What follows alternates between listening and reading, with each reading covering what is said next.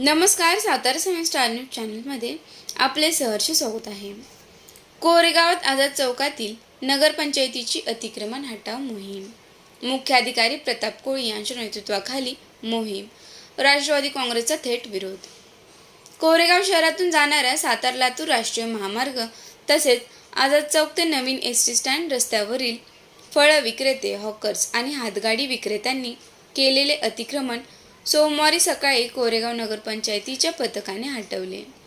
मुख्याधिकारी प्रताप कोळी यांच्या नेतृत्वाखाली झालेल्या या कारवाईसाठी JCB आणि ट्रॅक्टर ट्रॉलीचा वापर करण्यात आला. सातत्याने होणारी वाहतूक कोंडी तसेच नागरिकांकडून होत असलेल्या वाढत्या तक्रारींच्या पार्श्वभूमीवर ही कारवाई करण्यात आल्याचे प्रशासनाने स्पष्ट केले. दरम्यान या अतिक्रमण हटाव मोहिमेला राष्ट्रवादी काँग्रेस शरदचंद्र पवार पक्षाच्या पदाधिकाऱ्यांनी विरोध दर्शवला. अतिक्रमण धारकांच्या वतीने सामाजिक कार्यकर्ते तसेच राष्ट्रवादी काँग्रेस शरदचंद्र पवार पक्षाच्या विद्यार्थी काँग्रेसचे तालुका अध्यक्ष प्रीतम बर्गे, कोरेगाव तालुका शेतकरी सहकारी खरेदी विक्री संघाचे संचालक अमरसिंह बर्गे आणि सामाजिक कार्यकर्ते दिनेश सनस यांनी मुख्याधिकारी प्रताप कोळी यांची भेट घेत मोहिमेला विरोध केला. नगरपंचायत कार्यालयातील छत्रपती शिवाजी महाराज सभागृहात मुख्याधिकारी प्रताप कोळी यांच्या उपस्थितीत हातगाडी विक्रेते, हॉकर्स आणि फळ विक्रेत्यांची बैठक घेण्यात आली. यावेळी अतिक्रमण धारकांनी कोणतीही नोटीस न देता बेकायदेशीरपणे अतिक्रमण हटाव मोहीम राबवली जात असल्याचा आरोप केला. अतिक्रमण हटवायचे असेल तर संपूर्ण शहरातील अतिक्रमणे हटवावीत. केवळ आझाद चौक आणि नवीन एसटी स्टँड रस्ता परिसरातीलच अतिक्रमणे का हटवली जात आहेत, असा सवाल प्रीतम बर्गे, अमरसिंह बर्गे आणि दिनेश सनस यांनी उपस्थित केला. यावर मुख्याधिकारी प्रताप कोळी यांनी आझाद चौकात मोठ्या प्रमाणावर वाहतूक कोंडी होत असल्याचे स्पष्ट केले.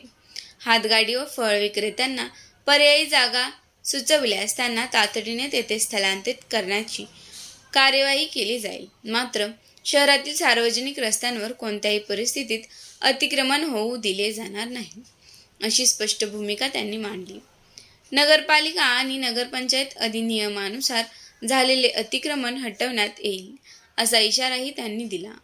दरम्यान अतिक्रमण धारकांनीही आपली बाजू मांडताना आझाद चौकातून अन्य ठिकाणी व्यवसाय स्थलांतरित केल्यास ग्राहक मिळत नसल्याने व्यवसाय होत नाही आणि रोजीरोटीचा प्रश्न निर्माण होतो, असे त्यांनी सांगितले. आमचा संसार या व्यवसायावर अवलंबून आहे. शासनाचे नियमांचे पालन करण्यास आम्ही तयार आहोत. आमच्यातील काही विक्रेत्यांकडून नियमांचे उल्लंघन होत असेल तर त्यात सुधारणा करू आणि यापुढे चुका टाळू. मात्र अतिक्रमण हटवू नये, अशी विनंती त्यांनी प्रशासनाकडे केली. मात्र प्रशासनाने अतिक्रमण हटाव मोहिमेबाबत कोणतीही तडजोड करण्यास नकार दिला. यापुढेही शहरातील अतिक्रमणाविरोधात मोहीम सुरूच ठेवण्यात येईल, असा स्पष्ट इशारा मुख्याधिकारी प्रताप कोळी यांनी दिला.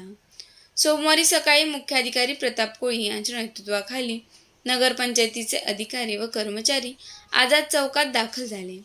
JCB आणि ट्रॅक्टर ट्रॉलीच्या साहाय्याने हातगाडे, पानटपऱ्या व इतर अतिक्रमणे हटवण्यास सुरुवात करण्यात आली. या कारवाईची माहिती मिळताच प्रीतम बर्गे यांनी आझाद चौकातच धाव घेत प्रशासनाला जाब विचारला. नगरसेवकांना विचारात न घेता अचानक अतिक्रमण हटाव मोहीम कशी सुरू करण्यात आली, असा सवाल त्यांनी केला. अतिक्रमण काढायचे असेल तर कुमटे फाटा ते रेल्वे स्टेशन या संपूर्ण मार्गावरील अतिक्रमणे हटवावीत. ठराविक लोकांवर अन्याय करू नये, अशी मागणी केली. यावेळी रस्त्यावर चर्चा करण्याऐवजी नगरपंचायत कार्यालयात येऊन सर्व विषयांवर चर्चा करू, असे मुख्याधिकारी प्रताप कोळी यांनी स्पष्ट केले. त्यामुळे अतिक्रमण हटाव मोहिमेवरून प्रशासन आणि अतिक्रमण धारकांमध्ये निर्माण झालेला वाद काही काळ थांबला. नगराध्यक्ष यांच्याकडे जाऊन काय ते मार्ग काढून टाकू. आता तात्पुरतं थांबवले का अतिक्रमण काढायला? आज बसवले का कंपाऊंड तिथनं का उठणार नाही, तिथे स्वतः मी त्यांच्यावर आता यांचा बाहेरचा प्रॉब्लेम सॉल्व झाला. त्यासाठी आता साहेबांनी ऑफिसला बोलवलं त्यांच्या चेंबरला. तर तो काय मार्ग आता मला सांगू आता का त्याच्यात सगळ्या लोकांसाठी घेतो. चार काढायचं हो, असे 4 काढायचं घेतो. तेवढा पगार दिलाय ह्यानं घेतो. तुमचा वाढदिवस आहे, माझा वाढदिवस आहे, एकत्र मिळून घेऊन टाकू, काय टेन्शन. जनतेला वडापाव खाऊ द्या. मी काय म्हणतो, तुम्ही जावा तुमच्या पाया पडतो, तुम्ही जावा जावा साहेबांना घेऊन साहेबांना घेऊन जावा नाही तर गाडी देऊ का तुम्हाला? नको, गाडी आहे. हो आम्ही ट्रॅक्टर बोलवायला साहेबांना घेऊन जावा. बरं तुम्हाला खर्च नको. वडापाव शेजारी एक रोड आहे बोलावलं आहे.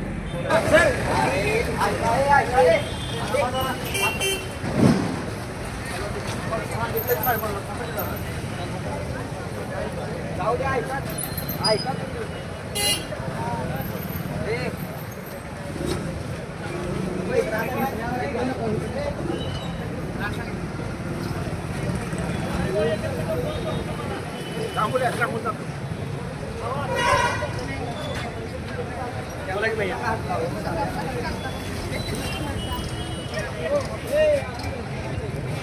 माझं घ्या, या मागचा नाही का? येऊन आम्ही बोलतो बरोबर. तुम्ही यांना काय बरोबर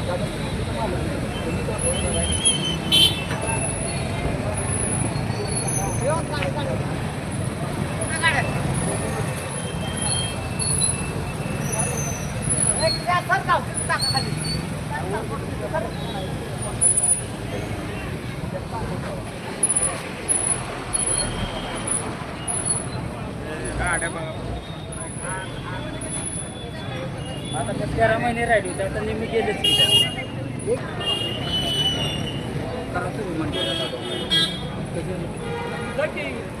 किती महिने राहिले तुझे? 6 महिने. जोर चालू नाही आलं डॉक्टर काय बोलले बाया माहिती का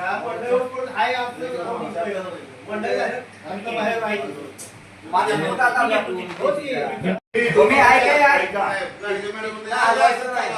तिथं काय झालं की माझी भाजीचं एक दुकान टाकावं द्या. मी तिथे बसतोय. मी काय म्हणतोय, आत नालायचं नाही, बाहेर नाही सोडा. भिंतीच्या आत नालायचं नाही. आणि कॉन्ट्रॅक्टदाराबरोबर तुम्ही वाद घालून. आज 9 ऑगस्ट 2024 हा कोरेगाव नगरपंचायत सर्व कर्मचारी अधिकारी काही सूचनेचे पालन करून मंडळी आता चौभागात ते अतिक्रमण काढण्यासाठी आले. त्या ठिकाणी फ्रूटचा व्यवसाय आहे, वडापावची गाडी, परत इतर काही गोष्टी पानपट्टे आहेत. तर अचानक या गोष्टी रक्षाबंधन त्याचे काय टपर आहेत. अचानक येऊन त्यांच्या दुकानाला लावून पातळी करून काय त्यांचं साध्य होणार नाही म्हणून आम्ही मंडळीतील काही व्यापारी घेऊन नगरपंचायत साहेबांकडे आलो आणि त्यांना रिक्वेस्ट केली की काही गोष्टी तुम्ही समजून घेऊन थांबलं पाहिजे या ठिकाणी. जर तुम्हाला जर अतिक्रमण जर काढायचं जर असेल तर कोरेगावला शहराला येणारे 3 प्रमुख रस्ते आहेत. एक आपला पंढरपूरकडून येणारा कुमटेपाटा आहे, रेल्वे स्टेशन आहे, मॅपको नाका आहे. तर या 3 नाक्यातून तुम्ही व्यवस्थित कुठली साईड धरून एक साईड चाला की जेणेकरून सगळ्या गोष्टी व्यवस्थित होतील. त्या सगळ्या गोरगरीब व्यापाऱ्यांना कल्पना देते की जेणेकरून ते त्यांचा पर्याय काढते. आणि ह्या गोष्टी सगळ्या काढत असताना एक बॉडीचं काम आहे, जे आता सत्तेवर बॉडी बसले त्यांचं काम आहे की त्यांना पर्याय काढून द्यायचा असतो. त्या गोष्टी कुठं निदर्शनात येत नाही. गेले 3-4 वर्ष झालं मंडईचं काम चालू आहे.